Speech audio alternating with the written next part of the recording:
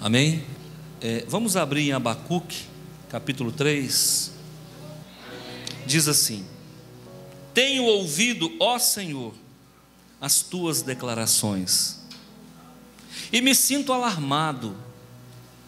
Aviva a tua obra, ó Senhor, no decorrer dos anos, e no decurso dos anos faze-a conhecida. Na tua ira, lembra-te da misericórdia. Repitam comigo: aviva a tua obra, ó Senhor. Só a igreja. Aviva a tua obra, ó Senhor. Anêmico. Vamos de novo? Aviva a tua obra, ó Senhor. Vigoroso. Amém? Irmãos, qual o texto que fundamenta a nossa pregação hoje? Abacuque 3:2, aviva a tua obra, ó Senhor, no decorrer dos anos. Qual é o tema da nossa campanha? Avivamento. E avivamento muita gente nem sabe o que é. Por incrível que pareça, tem muitos crentes que não sabem o que é avivamento. Avivamento é trazer vida. Avivamento é reavivar. Imagina você com uma brasa que se encontra coberta de cinzas, e você sopra e a brasa encandece. Isso é avivamento. Imagina você um corpo que está estirado, de repente o fôlego da vida volta, e aquela pessoa que ora estava morta, agora está viva. Imagina você uma igreja apática, uma igreja que já não tem mais vida, onde os cultos não tocam, as pessoas não choram, as pessoas não se quebrantam, aquela igreja está em declínio. De repente, o Espírito Santo entra pelas portas e pelas janelas e começa a tocar em cada coração, e as pessoas começam a pular de alegria, a gritar de júbilo. No tempo desse homem aqui, não foi diferente. Esse homem, que nós o chamamos de Abacuque, é um homem meio misterioso, um tanto quanto enigmático, porque a gente não sabe exatamente de onde ele veio. Acredita-se que ele era da tribo de Levi, mas isso tudo é suposição. Eu olhei algumas pregações para ver o que o pessoal estava falando sobre Abacuque, e eu encontrei um pastor pregando nos Gideões Missionários, e ele falou algo que eu não vi ninguém falar, eu não vi escrito em lugar nenhum. Eu falei: da onde que esse homem tirou isso? Ele disse que Abacuque viveu antes de Isaías. Eu não encontrei nada, eu pesquisei, fui, em vários escritos, e ninguém fala sobre isso. Há um consenso entre os historiadores que Abacuque viveu por volta do ano 600 a.C., e que ele foi realmente contemporâneo de Jeremias, mas não de Isaías. Então Abacuque, ele é um homem que aparece meio que do nada. Há suposições que ele pertencesse a alguma realeza, a alguma família de alto escalão, de pedigree, mas tudo é suposição, nós não sabemos. O que nós sabemos é que o nome Abacuque significa abraço. Vem de abaque, abraço, no hebraico. E esse abraço aqui também ele é complicado, porque que abraço é esse, sendo que ele começa quase que atacando Deus? Deixa eu fazer uma leitura aqui, para você se inteirar melhor. Olha o que diz aqui no versículo 1 do capítulo 1. Sentença revelada ao profeta Abacuque. Essa palavra sentença,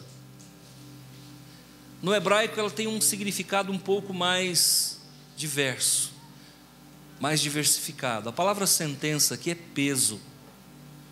Algumas Bíblias já trazem essa informação.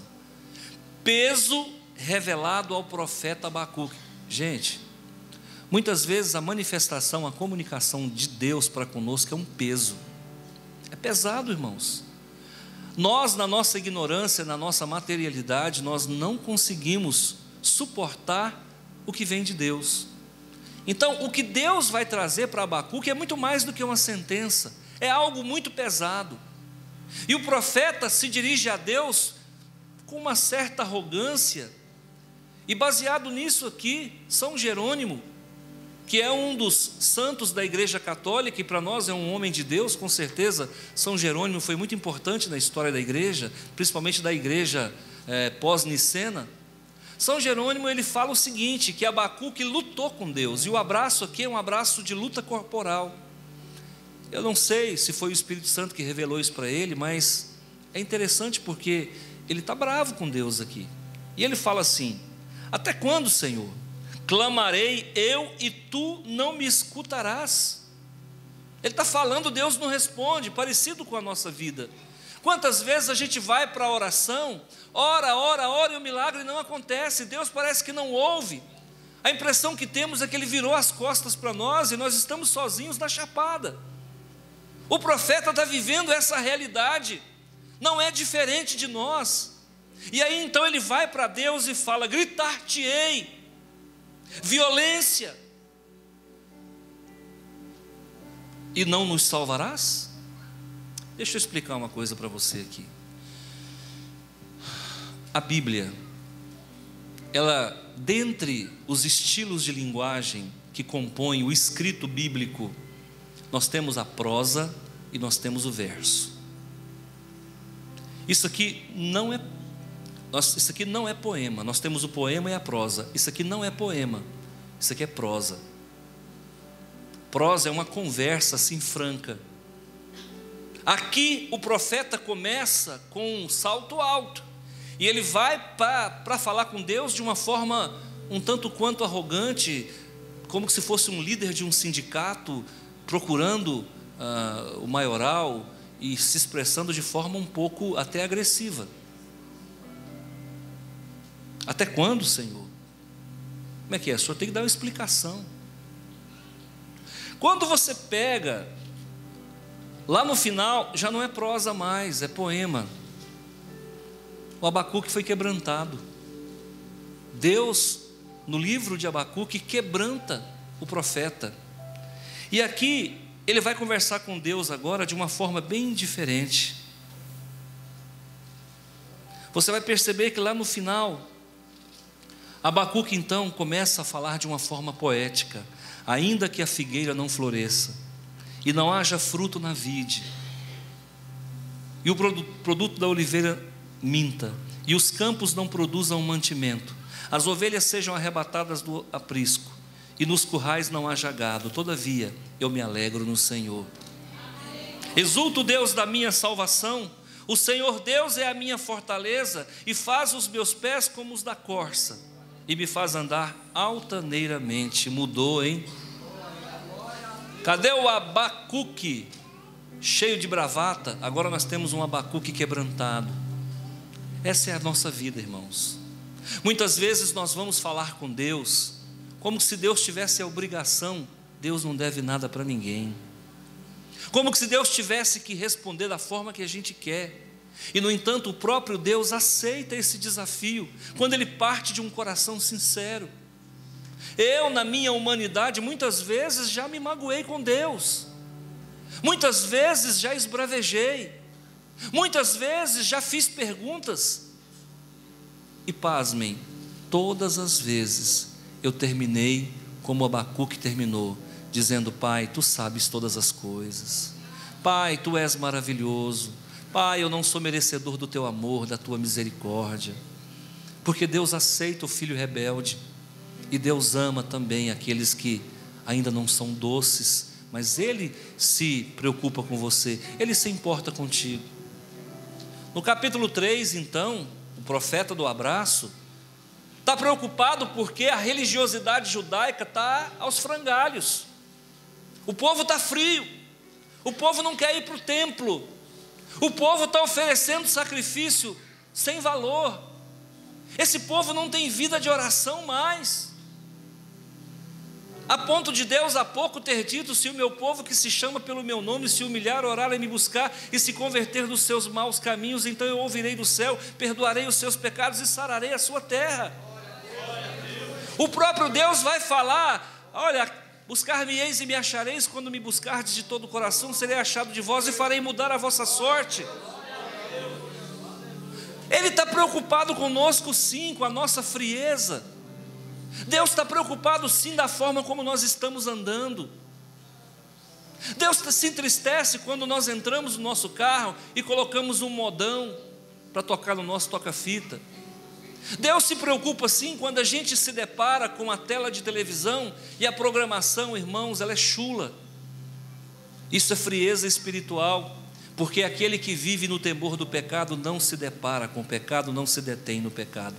Bem-aventurado o homem que não anda no conselho dos ímpios, não se detém no caminho dos pecadores, nem se assenta na roda dos escarnecedores. Antes a sua lei, o seu prazer está na lei do Senhor, e na sua lei medita dia e noite. Ele é como árvore plantada junto à corrente das águas, que no devido tempo dá o seu fruto, e tudo quanto ele faz será bem sucedido. Esse é o Deus ao qual nós servimos. Esse é o Deus Todo-Poderoso, que desce dos céus na forma de filho e derrama seu sangue pelo mais vil pecador. Esse é o Deus que enfia a mão na lama e tira os escolhidos e leva para um alto e sublime trono. O Deus que não nos trata segundo nossos merecimentos. Um Deus que nos ama até as últimas consequências, a ponto de morrer na cruz entre dois salteadores. Esse é o nosso Deus. Então diga comigo: Senhor, aviva a tua obra.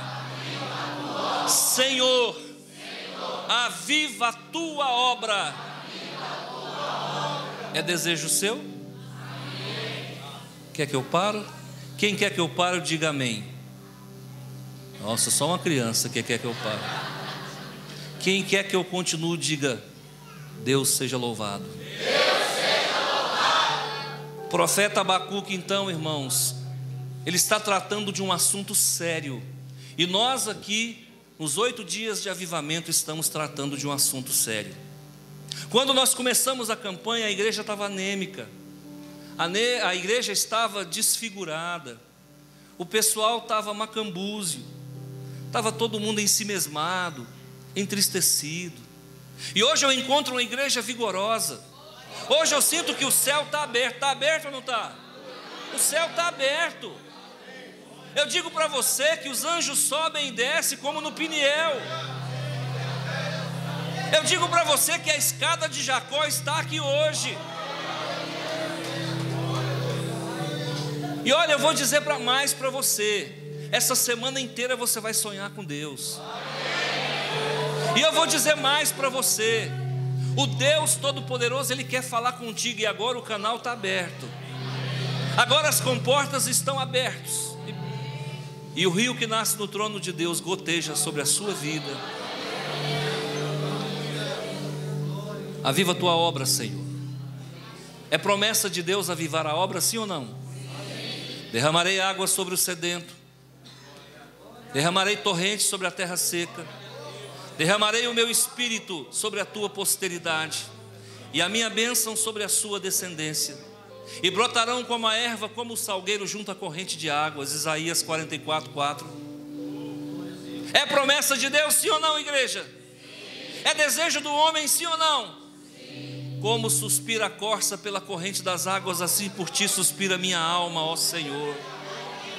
A minha alma tem sede de Deus, do Deus vivo. As lágrimas têm sido o meu alimento dia e noite. Chega, você não vai chorar mais. Você não vai chorar mais por Deus, porque agora Deus vai habitar pleno na tua vida. Você não vai mais chorar por problema, porque eles não te pertencem mais. Você não vai mais chorar pelo seu filho que está desencaminhado. Você não vai chorar mais pelo seu cônjuge, porque Deus vai cuidar dessa situação. Você está avivado, diga: eu estou avivado. Eu estou renovado. A palavra de Deus diz que o choro pode durar uma noite, mas a alegria vem pela manhã. A palavra de Deus diz em Apocalipse 3:8 eis que tem uma porta aberta para você, porque guardaste a minha palavra e porque não negaste o meu nome. Igreja avivada, igreja renovada tem o Espírito Santo. Igreja avivada, igreja renovada fala em línguas. Igreja avivada, renovada profetiza. Igreja avivada, renovada não tem dificuldade financeira. Igreja avivada e renovada vive andando altaneiramente nas asas do Espírito. Você não tem noção o que o Senhor vai fazer na tua vida. Não tem um passo que você dê para Ele que Ele não dê dois para você.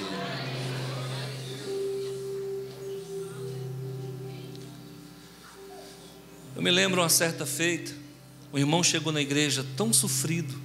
Não é o Jader não, viu, irmãos? Era um outro, estava bem mais sofrido. E a vida desse irmão, que na verdade ainda não tinha passado por algumas experiências sobrenaturais, ele estava muito sofrido. E ele me procurava, na época eu estava construindo a minha casa.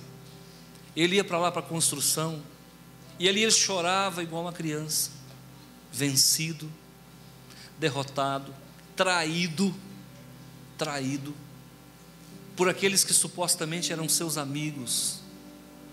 Conhecia Jesus, mas um Jesus emblemático, um Jesus que não é esse Jesus que nós estamos pregando e falando.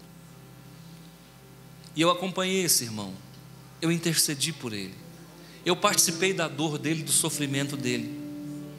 Numa certa manhã,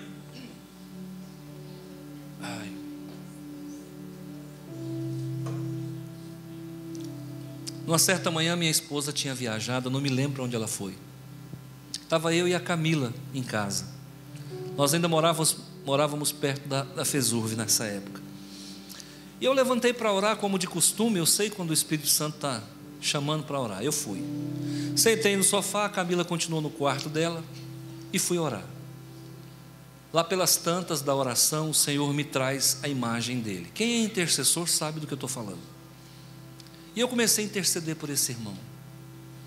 Em um dado momento eu senti que um dardo inflamado, uma seta do maligno pegou de cheio em mim.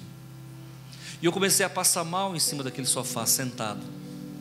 Eu comecei a passar mal e por um momento eu comecei quase que a entrar em pânico, porque eu comecei a sentir algo muito ruim, que não é desse mundo, mas algo muito nefasto, muito ruim. E eu falei, vou chamar minha filha para ela orar comigo. Mas antes mesmo que eu fizesse, eu melhorei. No dia seguinte liguei para o irmão. Irmão, não vou perguntar como você está, porque eu tenho certeza que agora você está bem. Ele falou, verdade. Ele falou, se você dormiu igual uma criança, ele disse, dormi. Você está bem? Ele falou, estou bem. Porque o mal que estava nele foi transferido através da minha intercessão. Irmãos, quando a gente não tem condições de andar, Deus levanta alguém para interceder por você. Por isso que é importante a igreja estar avivada, porque uma igreja avivada, nós não vamos ter um intercessor, nós vamos ter, como no caso dessa, 940 intercessores. Uma igreja avivada, irmãos, não tem do que temer. A palavra de Deus diz lá em Salmo 116, versículo 7 e 8: pois tu me livraste da morte. Diga, tu me livrastes da morte. Diga, livraste os meus olhos das lágrimas, livraste os meus pés de tropeçar, para que eu pudesse andar diante de Deus na terra dos viventes. Uma igreja que está avivada, irmãos, ela consegue andar na terra dos viventes. Uma igreja que está avivada anda diante do Senhor. Uma igreja que está avivada tem os pés na terra e a cabeça no céu. Uma igreja que está avivada, irmãos, a morte não consegue alcançar a pessoa. Uma igreja que está avivada está protegida, liberta de todo mal. No momento em que eu intercedia por aquele irmão, que o Satanás sai de lá, e ele se sentiu incomodado, e ele sabia exatamente quem estava intercedendo, e ele foi exatamente onde eu estava, e ele se valeu de uma fragilidade momentânea, onde eu estava só com a minha filha dentro de casa, e por pouco ele não implanta um pânico dentro de mim, que era justamente o que incomodava aquele para quem eu intercedia. Mas o Senhor, quando percebeu que ele se levanta, e ele sai da velocidade da luz, da casa daquela pessoa, e vai até a minha casa, o anjo do Senhor entra na frente e fala: não, esse aí não, bate em retirada. E o Deus Todo-Poderoso cura aquele homem lá, liberta eu aqui, para que o nome dele seja exaltado nessa noite, em nome de Jesus. Foi a última lágrima que eu vi esse homem chorar. Ele não chorou mais. Hoje ele é coluna na casa do Senhor. E todas as dificuldades dele ficaram para trás. Hoje ele é um homem próspero. Para nós isso não é tão relevante, mas é importante eu dar esse testemunho. Ele é um homem próspero. Agora ele é um homem de Deus. Igreja avivada não conhece a morte.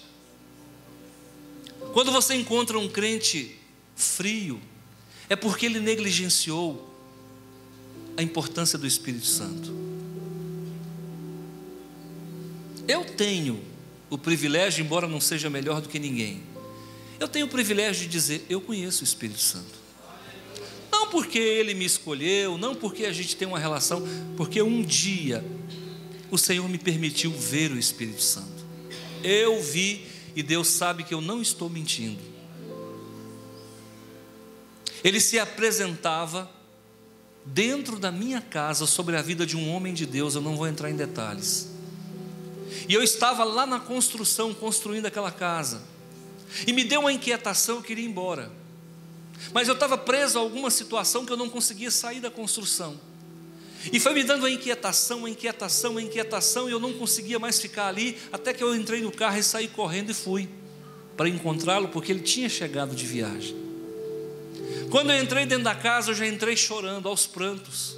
Me bateu um quebrantamento quando eu desci do carro, eu não sei porquê, e eu chorava copiosamente, mas um choro que lava, um choro que limpa. E quando eu entrei porta dentro, o homem estava me esperando, o profeta. Ele disse: sabe por que você veio correndo? Porque ele te trouxe e ele está aqui. Irmãos, naquele mesmo instante, o Senhor me mostrou sobre a cabeça dele um ser espiritual no formato de uma pomba. Eu vi, com mais de 2 metros de envergadura. Quando eu vi aquela imagem, é a imagem mais linda que eu já vi na minha vida. E aí quando eu olhei, que eu vi no mundo espiritual aquela imagem, eu me lembrei lá do Jordão, de João Batista, quando o Espírito de Deus desce no formato corpóreo de uma pomba, e Deus fala em alta voz: este é meu filho em quem me comprazo, a ele ouvi. Nós temos o Espírito Santo, irmãos, e ele não é propriedade exclusiva minha não, ele é nosso, ele é da igreja. Uma campanha como essa, irmão, você sai daqui carimbado, selado, você sai daqui renovado, você sai daqui plenificado. O Espírito Santo, irmãos, ele está pleno sobre a sua vida. Introjeta isso no teu coração e creia, você não será mais o mesmo, você não será mais o mesmo. Ele está sobre a tua vida, Ele está operando na tua casa, Ele está operando no teu coração, Ele está operando na tua vida. Oh, aleluias.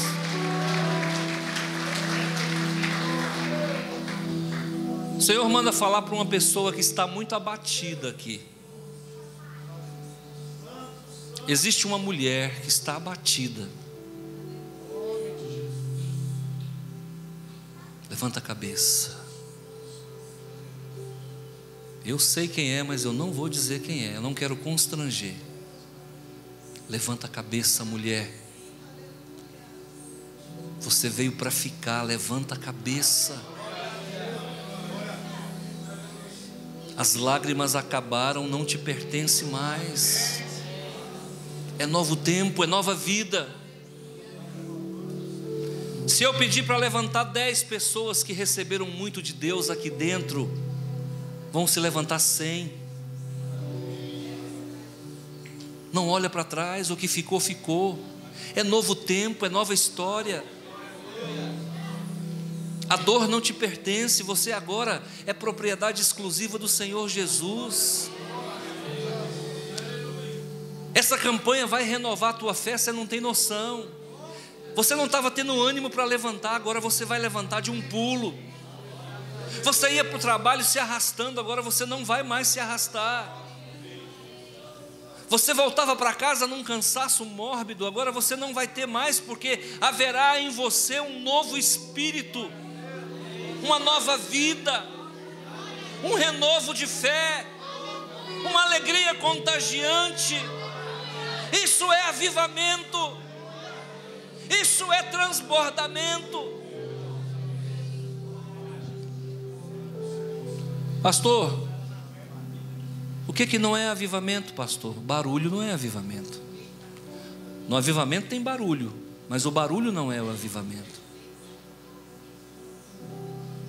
Esquisitice não é avivamento. No avivamento tem coisas estranhas, mas isso não é o avivamento. Avivamento, irmãos, é Deus operando na alma do homem. Avivamento é Deus falando ao seu coração. E quais são os sinais de que uma igreja está avivada, pastor? Porque muita gente pregou aqui, mas como é que eu vou saber se nós fomos avivados ou não? Põe uma coisa na sua cabeça: a partir de hoje você vai fugir do pecado. Primeiro sinal de uma igreja avivada: ela não quer nada com o pecado. Certa feita John Wesley disse assim: dá-me 100 homens que tema só o pecado, e eu abalo o mundo. Deus precisa só de 100 homens para transformar o planeta Terra. Homens que tenham medo só do pecado. Homens que não tenham medo da peste, da fome e nem da espada do Estado Islâmico. Que tenham medo só do pecado. 100 homens transforma esse mundo. Um dos maiores avivamentos da história aconteceu na Morávia. É o avivamento moraviano. Gente humilde, mas que sabia orar. Esses homens oraram 100 anos, 24 horas por dia. O movimento moraviano, o avivamento moraviano mandou mais de 2.000 missionários para o mundo inteiro. O movimento moraviano influenciou o avivamento da Rua Azusa, o avivamento de Charles Finney, o avivamento de Charles Spurgeon, o avivamento de Dwight Lyman Moody. O avivamento moraviano influenciou o avivamento da Assembleia de Deus. O avivamento moraviano está influenciando a nossa vida hoje. A história fala de 9 avivamentos e eu falo de 10, porque o 10º acontece aqui. Quantos anos tem essa igreja, pastor? Comigo 13. Nós estamos construindo um templo para 1.540 pessoas. Já temos palavra de Deus que pode preparar para 3.000 e pode preparar para 5.000. O Senhor prometeu para esse ministério 2% de Rio Verde, há 8 anos atrás. Rio Verde tem 210 mil habitantes. São 2% exatamente quantos, irmão? Quanto que é 2%? Faça a conta. 1% de 200 dá 2.000 pessoas, 2% dá 4. 4.000 vidas virão para cá. Pela boca de um homem que eu nunca vi. Um homem muito estranho. Ele chega para mim e fala assim: guarda esse dinheiro. Eu nunca tinha visto aquele homem, R$37,50. Eu falei: guarda esse dinheiro para quê, irmão? Eu falei: qual que é o nome do senhor? Meu nome é José. Eu nunca tinha visto esse homem. E ele era um pouco estranho, porque ele andava assim, ó. Chegou e falou assim: abre a mão. Eu abri, no púlpito. Botou um dinheiro na minha mão. Guarda esse dinheiro. Eu contei, R$37,50. Eu falei: guardar para quê, irmão? Alguém vai te procurar e vai pedir esse dinheiro. Eu falei: gente, cada dia que passa parece mais doido. Ele foi embora. Passado uns 30 dias ele voltou. Chegou em mim, subiu lá no altar, olhou nos meus olhos e falou assim: já pegaram o dinheiro com o senhor? Eu falei: gente, ele não esquece. Passou mais uns 15 dias, uma irmã chegou chorando: pastor, eu preciso da sua ajuda. Eu falei: que ajuda, irmã? Eu preciso da sua ajuda. Eu falei: qual que é a ajuda? Pastor, cortaram a minha luz. Eu estou sem energia com as minhas filhas em casa. Eu falei: não, irmã, vou te ajudar, ué. Quanto que é a energia? Ela falou: R$37,50. Irmão, eu dei uma escorada na cadeira. Eu falei: o que é isso? O dinheiro estava dentro do cofre da minha loja. Eu fui lá, abri o cofre, falei: irmã, Deus providenciou, pode pagar. Pastor, eu vou te pagar. Eu falei: não, irmã, você não vai me pagar. Esse dinheiro mandaram te entregar. Mas quem mandou entregar para mim? Eu falei: Jeová. Passado algum tempo, uns 60 dias, lá vem o homem. Olhou para mim e falou: já apareceu? Eu falei: já. Ele pegou uma moeda, tirou uma moeda do bolso. Abre a mão. Eu abri a mão. Não sei se era uma moeda de R$1. Eu gastei. Colocou a moeda na minha mão, apertou a moeda no centro da minha mão e falou: Deus manda te dizer que 2% dessa cidade é um número de pessoas que Ele vai entregar na sua mão.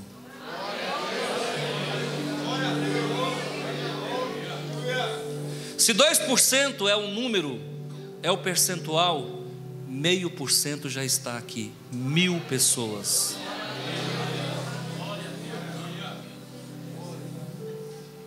Sabe o que é isso, irmãos? Avivamento. Sem poder de mídia. Há um tempo atrás, uns irmãos aí: pastor, vamos fazer um programa de televisão. Eu faço um programa de televisão, mas é no monte, é no escuro, no frio, desviando de cobra e de sapo, que eu tenho mais medo de sapo do que de cobra. A minha mídia é a mídia do eterno. Então, irmãos, não vou dizer que amanhã ou depois a gente não tenha um programa. Não estou dizendo que isso é errado. Eu estou dizendo que por enquanto não tive direção de Deus para isso. E sabe por que você veio aqui? Você veio aqui porque lá de onde você veio o alimento não te alimenta. Estou mentindo ou estou falando a verdade? Você veio aqui porque você precisa de um alimento sólido. Você veio aqui porque você não aguenta passar a semana inteira com fome de Deus.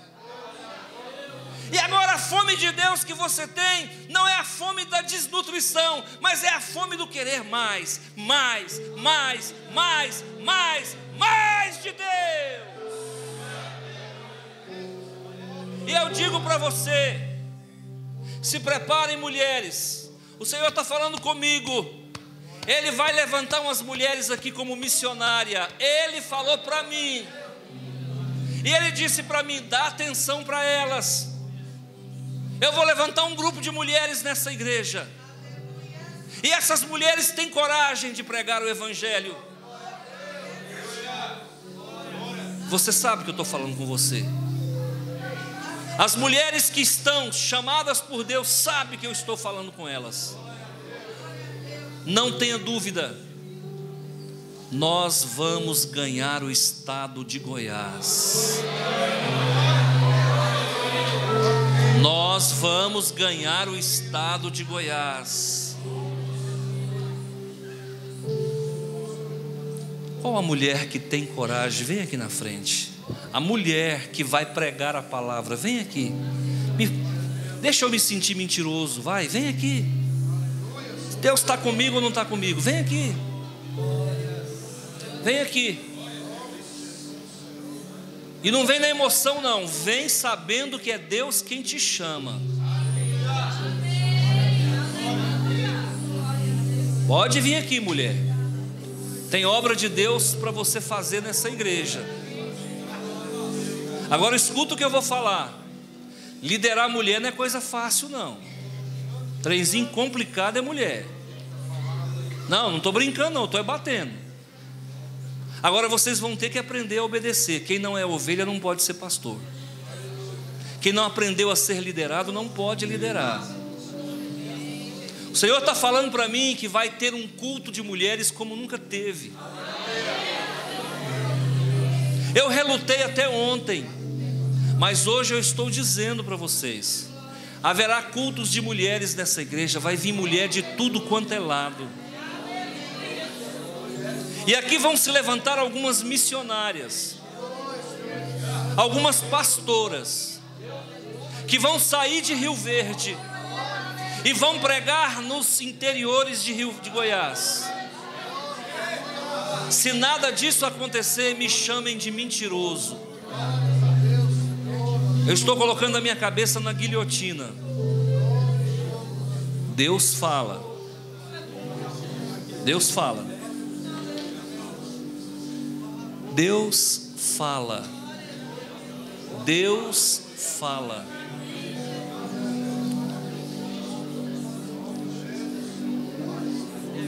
Diga comigo, mulheres: Senhor, concede à Igreja Batista Nacional Central de Rio Verde o maior e o mais duradouro avivamento que o estado de Goiás já presenciou. Nós vamos abrir uma porta agora. Eu quero só o refrão dessa música. Eu quero que todas as correntes, todos os atalaias, todos os guerreiros que são do ministério de intercessão, estenda as mãos. Eu quero que você, mulher que pode, se ajoelhe, porque eu vou pedir a Deus para abrir os céus a teu favor. O Senhor vai abrir um caminho no meio do mar. O Senhor vai abrir uma porta para você, e por essa porta você vai entrar.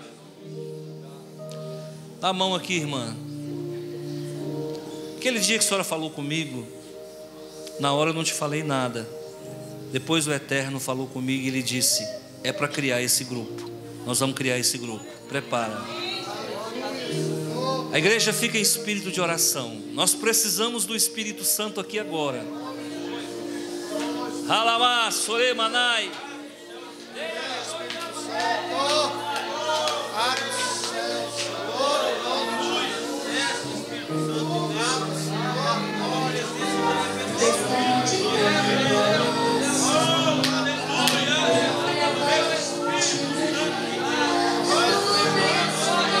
Sim, Senhor, entrega, entrega, entrega.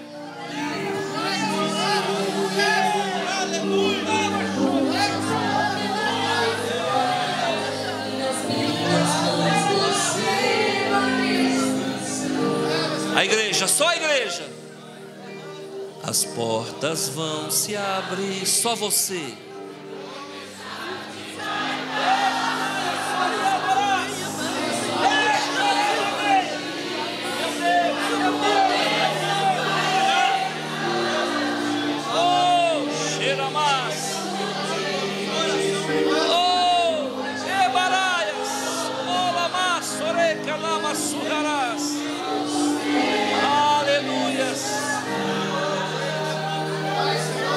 Senhor meu Deus, eu agora invoco a Tua presença de forma a receber, meu Pai. Pai de amor, traz o Teu Espírito. E o Senhor me mostra, Senhor meu Deus, alguém com os braços abertos agora. Você vai ser tocado pelo poder do Espírito. Você vai ser tocado pelo poder do Espírito de Deus. Vai passando, Senhor, com a Tua mão Vai passando, meu Pai, com a tua mão de poder. Vai tocando as tuas filhas. Vai aumentando, vai dando autoridade, vai quebrantando, vai renovando.